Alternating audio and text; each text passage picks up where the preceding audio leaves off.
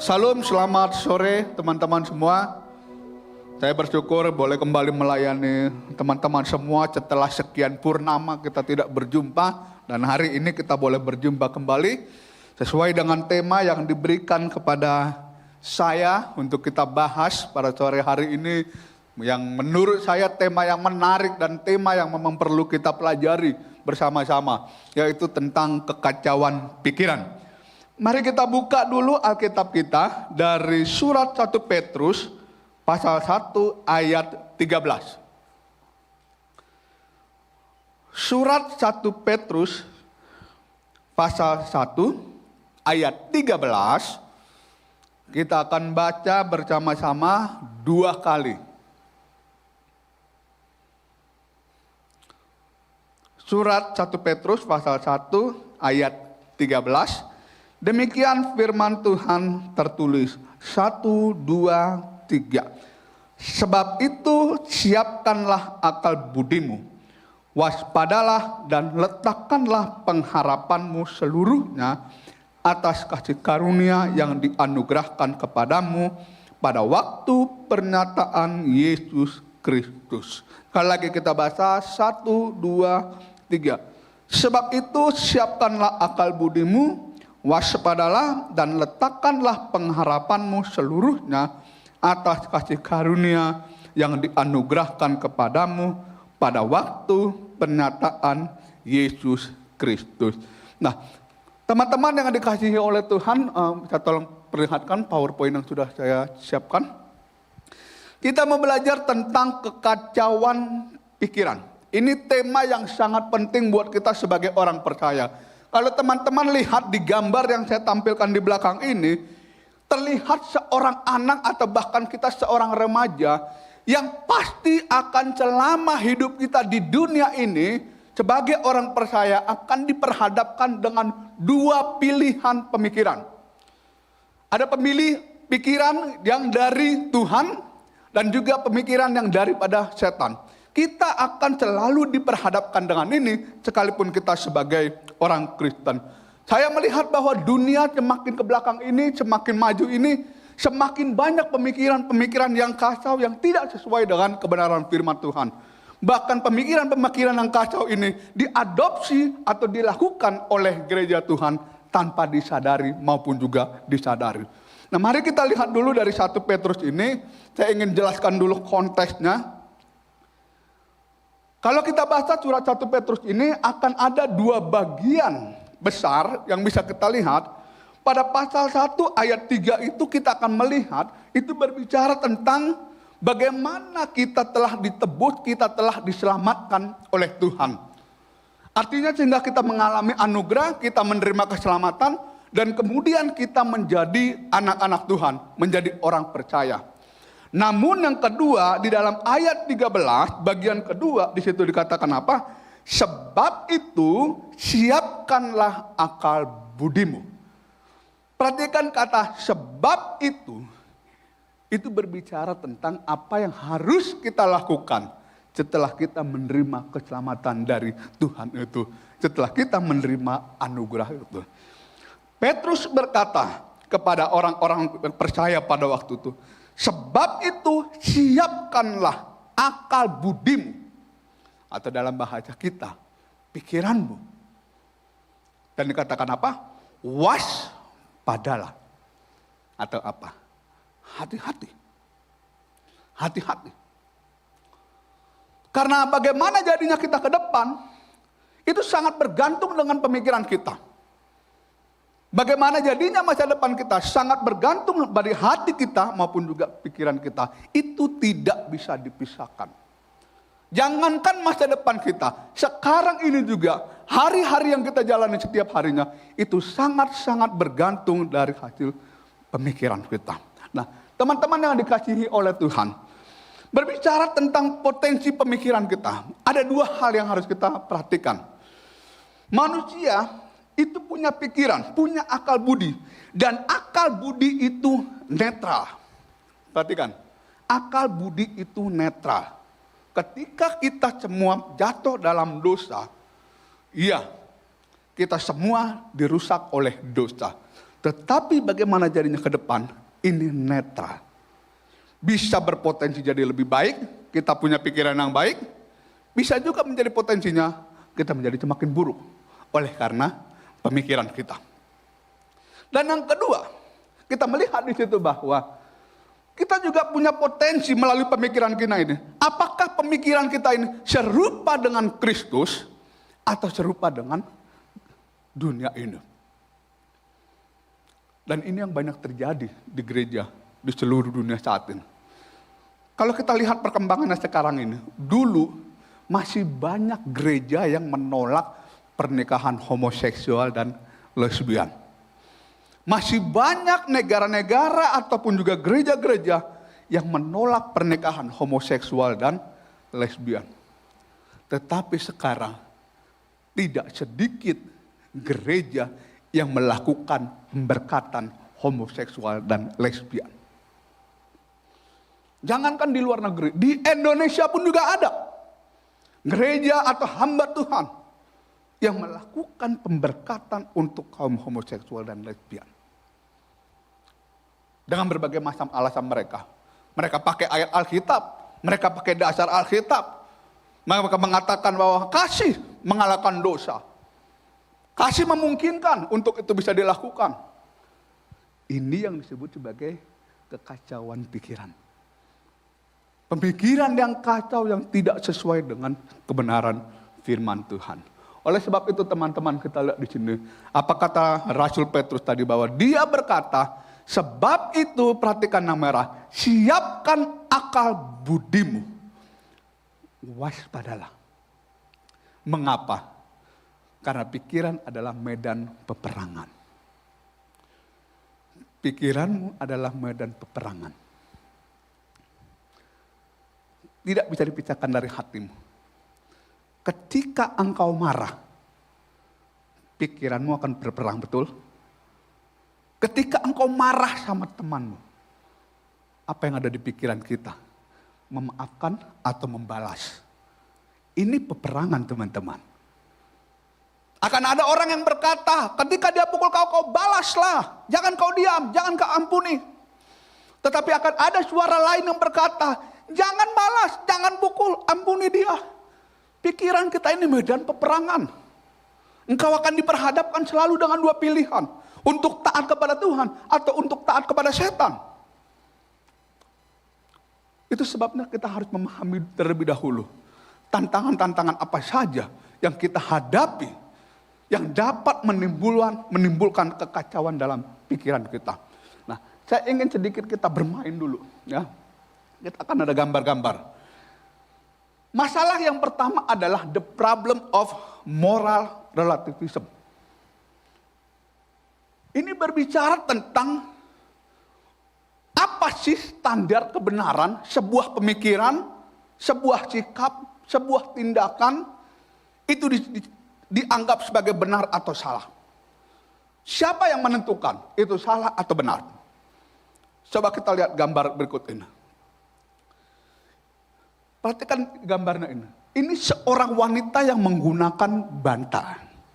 Ya, biasa kalau kita terbang naik pesawat atau perjalanan yang jauh, biasanya kita bawa bantal ini. Ya. Nah, saya lihat di gambar ini dikatakan, yang di sebelah kiri, kalau itu di belakang, itu dianggap salah. Yang benar adalah bagian kepalanya itu ada di bawah leher kita. Nah, waktu saya lihat gambar ini, apa salahnya gambar yang ini? Saya udah pernah coba, dan saya malah lebih nyaman yang ini. Ketika ini di belakang, enak saya tidur.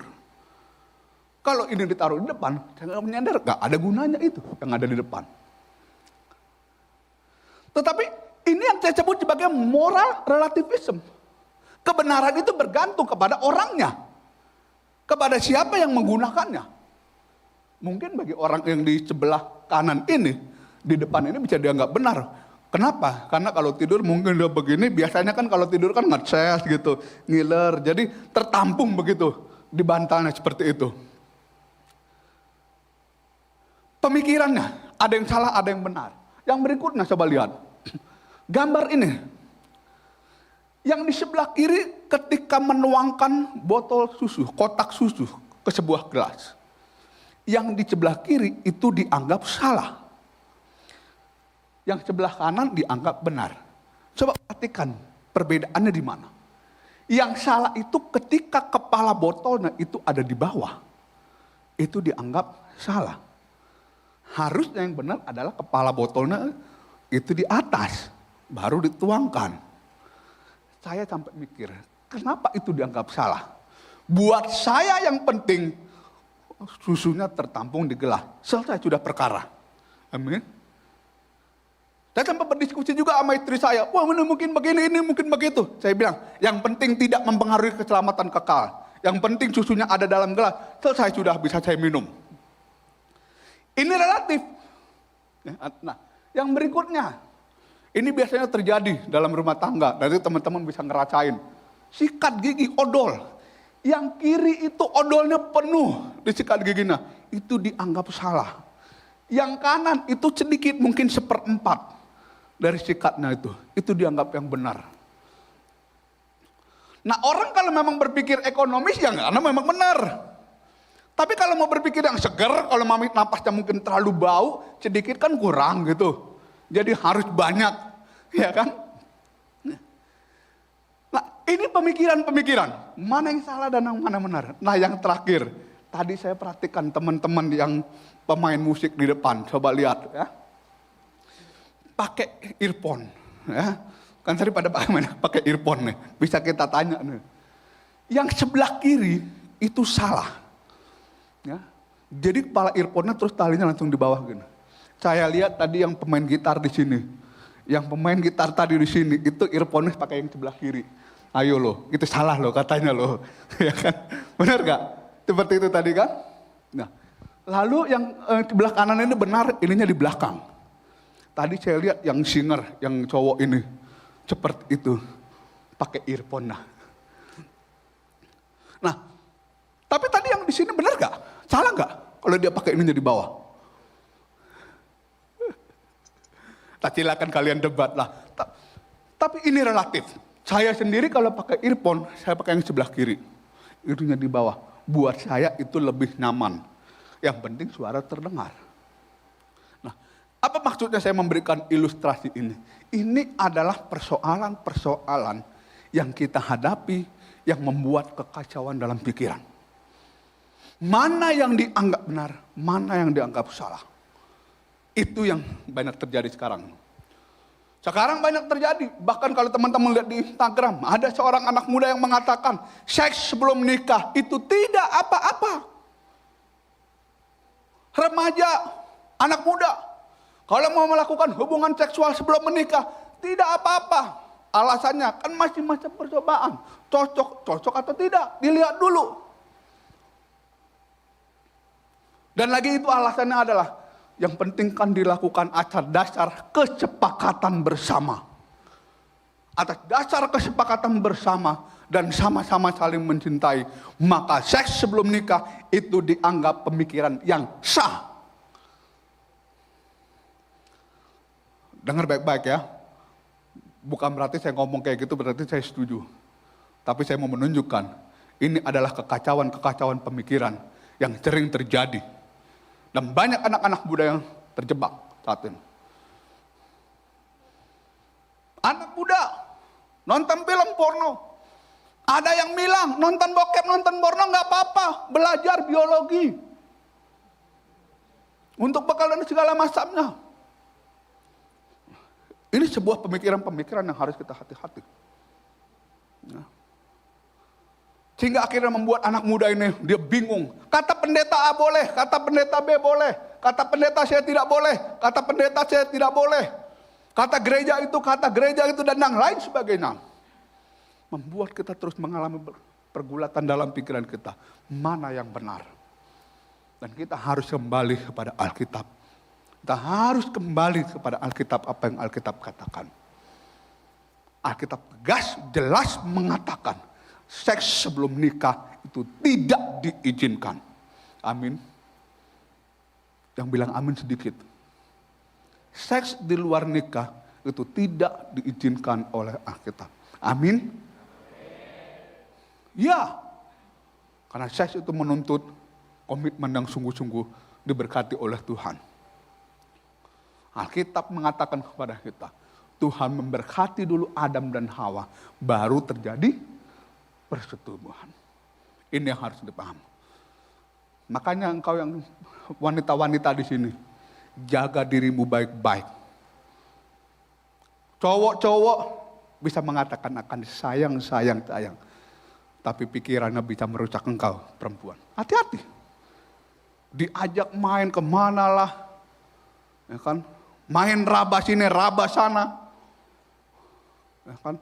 Dites dulu katanya bagus gak nih, dan segala macamnya. Lalu perempuannya juga, begitu sudah diraba sana, raba sini, langsung bilang, please don't touch me.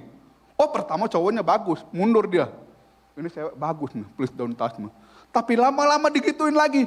Langsung ceweknya ngomong lagi, please don't touch. Minyak udah hilang. Digituin lagi, please don't. Diulang lagi akhirnya please. Hati-hati perempuan. Yang laki-laki juga. Ingat, pacar kita itu aset yang harus dijaga. Yang harus dijaga, dilindungi.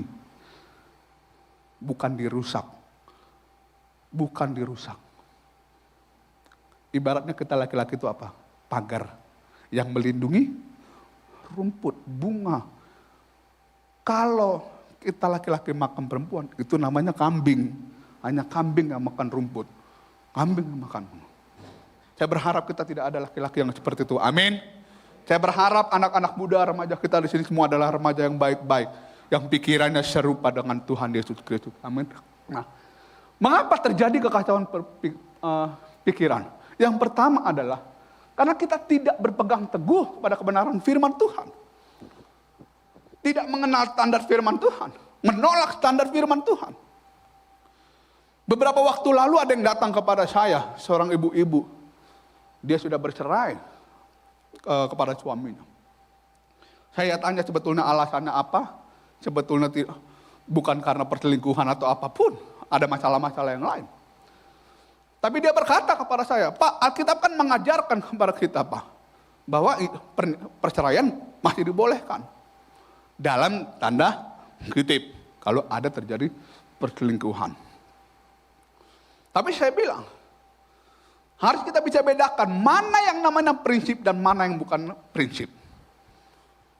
Alkitab jelas dari awal mengatakan, dari kejadian, bahwa Allah tidak mengendaki yang namanya perceraian. Normatifnya, prinsipnya Allah menolak perceraian. Tapi memang dasar perempuan ini, ya kan, pasangan suami istri memang sudah bersikeras. Nggak mau tahu, hatinya sudah terluka, yang penting pikirannya adalah apa? Serah. Jadi sekalipun udah tahu firman Tuhan, tapi tetap mereka menolak standar firman Tuhan. Yang kedua adalah kebutuhan aktualisasi diri dan sosial. Kebutuhan untuk diterima teman. Mungkin teman-teman kita dia tahu, pendeta atau mungkin pembina kita mengajarkan, jangan nonton porno, jangan lakukan ini dan segala macamnya. Lalu teman-teman kita di luar mengatakan, ayo kalau kamu nggak nonton sama kita, nggak gaul kau. Kalau kau nggak melakukan ini, nggak nonton bokep sama-sama dengan kita, nggak gaul, nggak cocok sama kita. Kalau kamu nggak sama-sama merokok atau minum narkoba dengan saya, dengan kami, kamu tidak gaul, tidak cocok dengan kami. Kamu bukan bagian dari komunitas kami. Kenapa? Akhirnya dia terhanyut. Karena apa? Dia butuh rasa diterima. Buat apa kita diterima oleh manusia, tapi ditolak oleh Allah karena keberdosaan kita. Amin. Jangan khawatir kalau kita ditolak oleh manusia. Sejauh kita diterima oleh Tuhan, oleh anugerahnya. Amin. Nah, itu yang kedua. Nah, yang berikutnya, mengapa terjadi kekacauan pikiran? Karena kita mengukur dan mentoleransi kadar dosa. Mengukur dan mentoleransi kadar dosa. Jadi seperti kita mengkategorikan ini dosanya parah, ini enggak terlalu parah, ini masih biasa aja. kita mengkategorikan. Ini mengacaukan pikiran kita. Ya, saya kasih contoh, ya kan kategorinya. Ini ada gambar seperti ini. Unforgiveness, ya kan? Tidak mau mengampuni. Ada orang berkata, tidak apa-apa, Pak. Daripada nanti saya ketemu dia, saya pukul dia, lebih baik saya pendam rasa sakit hati saya.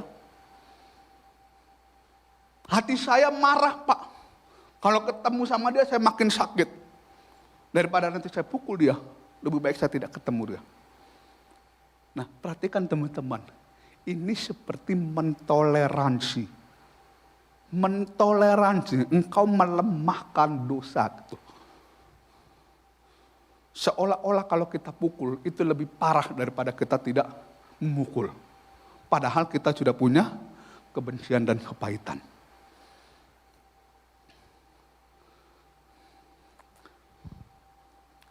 Bahkan kalau kita ada yang terjadi, kita merasa kalau orang-orang di gereja atau orang-orang Kristen yang tidak masuk penjara, itu dosanya lebih ringan. Orang-orang yang di penjara, yang melakukan pemerkosaan, itu lebih parah dibandingkan kita yang melakukan dosa hubungan seksual sebelum pernikah, sebelum menikah. Kita berpikir bahwa kita lebih baik dari mereka yang ada di dalam penjara karena pemerkosaan. Sorry, saya mau bilang, apakah orang yang itu melakukan pemerkosaan ataupun kita yang melakukan seks sebelum menikah, dua-duanya sama-sama salah di hadapan Tuhan. Tetapi masalahnya adalah kita mentoleransi kadar dosa itu. Kita berkata fitnah lebih parah daripada gosip. Gosip, gosok-gosok makin sip. Kan saya tidak fitnah, Pak, saya menggosip. Saya memberitakan. Saya mengasih tahu apa yang benar.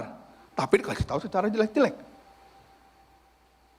Dan kita berpikir bahwa enggak apa-apa, Pak. Saya kan enggak memfitnah. Saya memberitakan kebenaran, dia jeleknya begitu.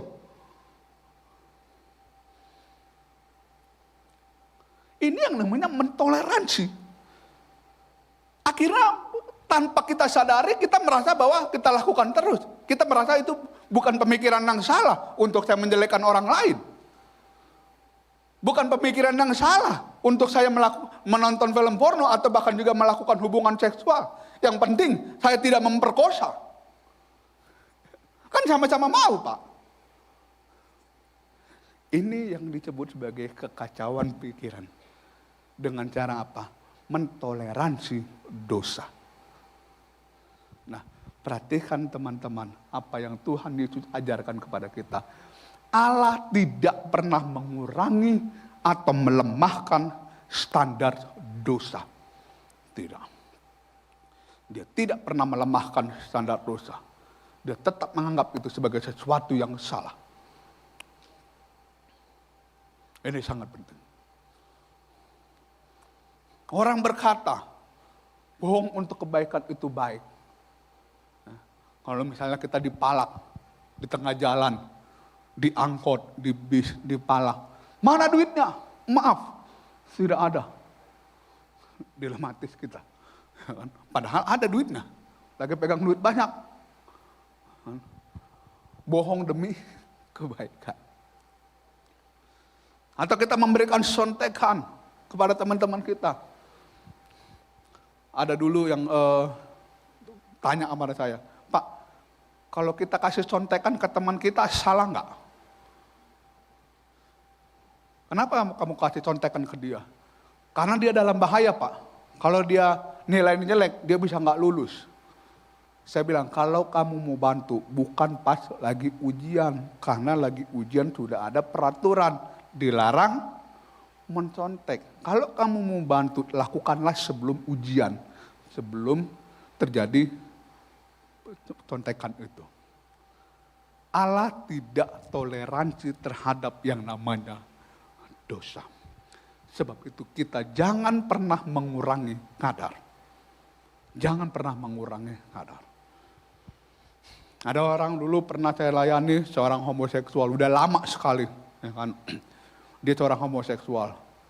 Sebelum saya doakan dia, Tiba-tiba hati dan pikirannya tergerak. Karena saya lihat dia suka main-mainin HP-nya. Jangan-jangan banyak nih film bokepnya di HP-nya, saya pikir gitu kan. Lalu saya tanya, maaf, apakah di HP-mu ada film-film porno? Oh iya Pak. Nah sebelum kita berdoa itu dihapus dulu ya. Sebagai tanda iman kita, imanmu bahwa kamu mau sungguh-sungguh bertobat. Jangan bilang dari mulutmu kamu mau bertobat tapi tidak mau hapus film porno yang kamu punya. Waduh lama sekali dia berpikir. Tanggung Pak, tanggung apaan saya bilang. Dosa kok tanggung. Saya bilang saya tidak mau mendoakan kamu. Kalau kamu tidak mau sendiri, tidak mau sungguh-sungguh lepas. Buktikan kalau kamu mau lepas dari dosa homoseksualmu. Dengan cara apa? Lepas dulu dari film porno itu. Itu menjadi bukti bahwa kamu memang mau dilepaskan. Akhirnya dia mau.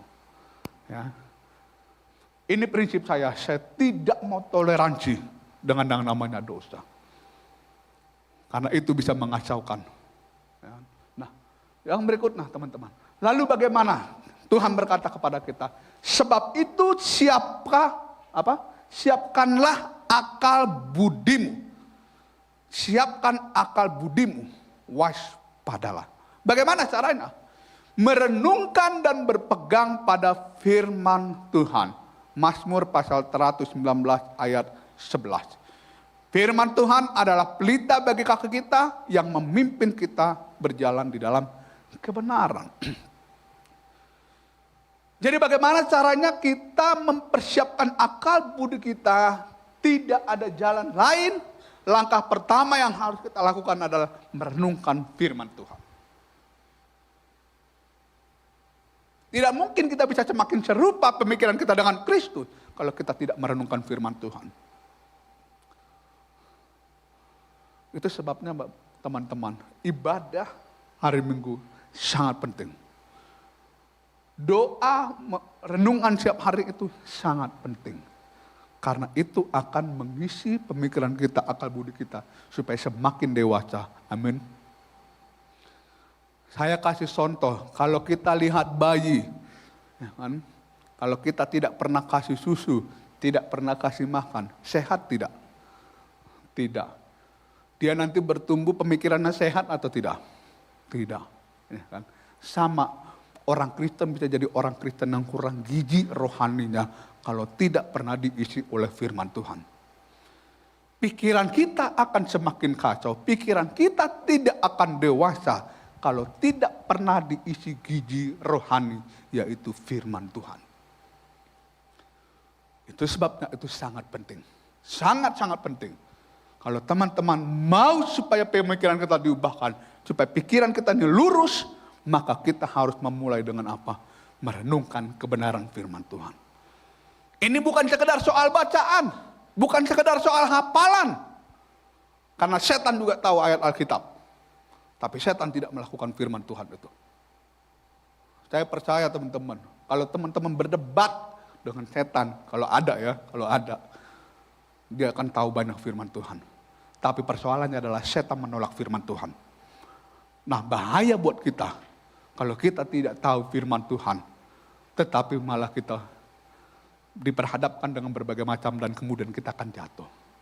Ingat Hawa jatuh ketika dia berdebat dengan setan. Dia berdebat dengan setan, dia berdebat dengan ular pada waktu itu. Kenapa? Karena Hawa tidak memperhatikan apa yang dikatakan oleh suaminya Adam, apa yang Tuhan katakan kepada dia. Kalau mungkin dia tahu, dia tawar-menawar. Akhirnya dia jatuh. Kenapa? Karena dia tidak memahami perintahnya dengan baik. Demikian kita juga dengan anak Tuhan. Kalau kita tidak memahami firman-Nya dengan baik, maka kita akan mudah kacau pikiran kita dan mudah jatuh dalam dosa. Oleh sebab itu teman-teman, firman Tuhan mengajarkan kepada kita kebenarannya, mengajarkan rencananya, mengajarkan pikirannya, mengajarkan kehendaknya. Dan percayalah teman-teman, pikiran Tuhan itu pasti selalu akan dianggap aneh oleh dunia ini. Dan engkau mungkin bisa angkat diasingkan. Contohnya yang aneh, firman Tuhan bilang apa? Kalau engkau ditampar pipi kirimu, beli apa? Pipi kananmu. Dunia heran, gimana sih dunia orang Kristen ini? Ditampar pipi kiri kok malah kasih pipi kanan. Nggak masuk akal itu pikirannya bos. Kalau kau ditampar, balas. Bukan tampar lagi, tendang kalau perlu. Itu pikiran dunia. Pikirannya Alkitab apa? Pikirannya Tuhan Yesus apa? Kalau engkau dilukai, apa? Mengampuni. Oh, berbeda dengan dunia. Dunia mengatakan apa? Kalau kau dilukai, balas lukai. Ini kekacauan pikiran. Kita diperhadapkan dengan itu. Tapi ketika kita membaca firman Tuhan ini, kita tahu rencananya, kita tahu pikirannya, kita tahu kehendaknya. Dan kita akan semakin bertumbuh kalau memang kita serupa dengan apa yang Tuhan pikirkan. Amin. Kalau engkau dikecewakan, kalau engkau marah sama orang lain, kau bisa mengampuni, kau hebat. Kau menang. Amin. Saya pernah bilang sama orang yang susah banget dia mengampuni. Karena dia anggap kalau dia mengampuni, tapi orang itu nggak berubah, dia menganggap dirinya kalah.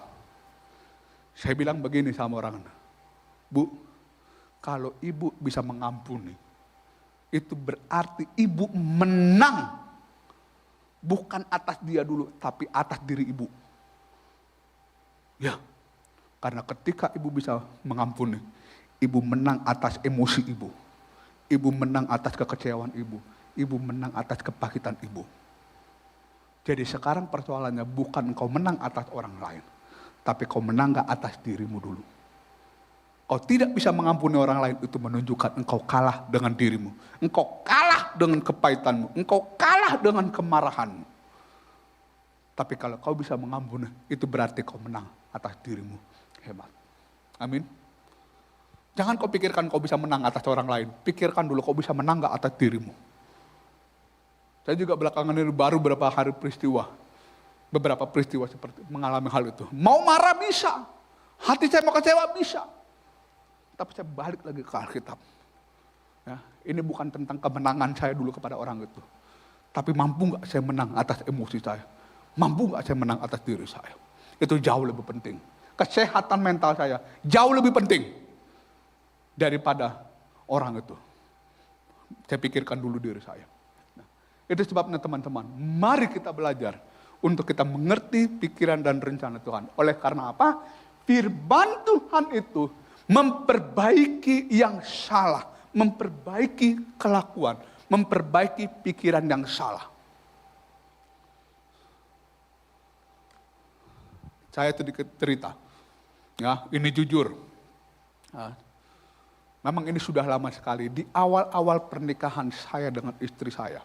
Ya, ini supaya nanti teman-teman juga bisa belajar. Ya.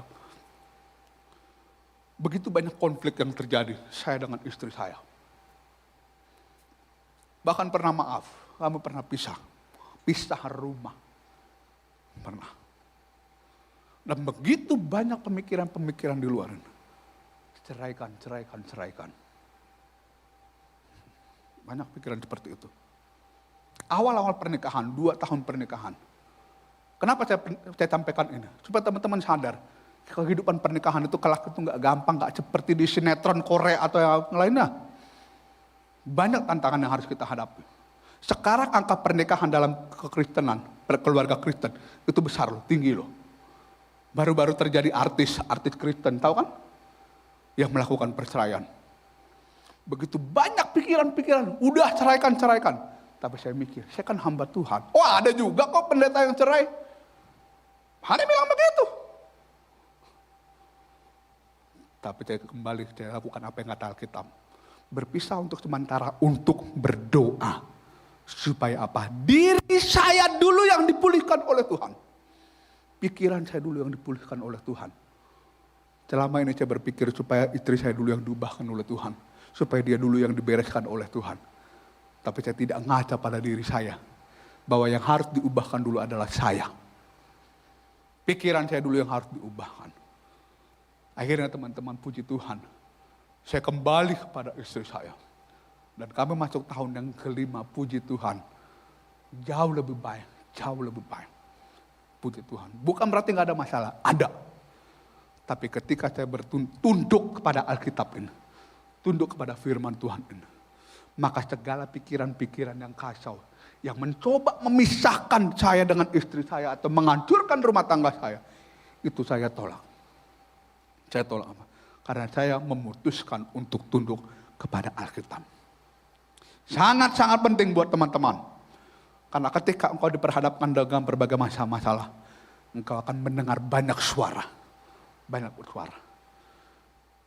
Dosen saya mengajarkan ada 4 suara yang akan engkau dengar. Yang pertama, suara Tuhan.